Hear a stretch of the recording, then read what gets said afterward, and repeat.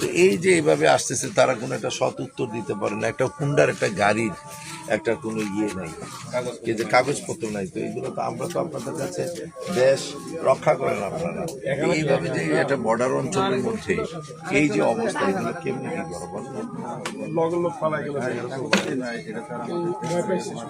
না না, আমরা ওইটাও না, কাগজপত্র নাই, তারপরেও তো এই এলাকাতে এটা একটা বর্ডার অঞ্চল। আপনারা বিজেপি একটা লোক এখন কিন্তু সদ উত্তর দিতে পারছে না কার আসছে, আমি এরকম 8-10টা কাছে সদ উত্তরই দিতে পারবো।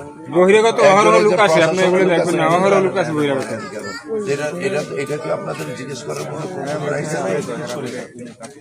কোনো আত্মীয়তা? আপনার তো এটা জাজ করা উচিত, কোথায় যাবে কি করবে এটা জাজ করা উচিত না। না না, এগুলা যদি আপনার একটা দায়িত্ব নিয়ে যদি এগুলা বলেন এবং এগুলা এর মতো দেশ তো ধ্বংস হয়ে যাচ্ছে। আপনার যদি চান একটা ছেলে এই যে এগুলা এই যে আমরা প্রত্যেকটা জিনিস কারো কেউ কোনো একটা দিতে পারে, তো এটা তো একটা সীমান্তবর্তী এলাকা, এই জায়গার ভিতরে তো ইউ হ্যাভ টু রাইটস। আপনার সবচেয়ে বড় ইয়ে হচ্ছে আপনার এই জায়গাটার মধ্যে বহিরাগত লোক ঢুকতে পারবে না, এই গ্রামের লোক আছে।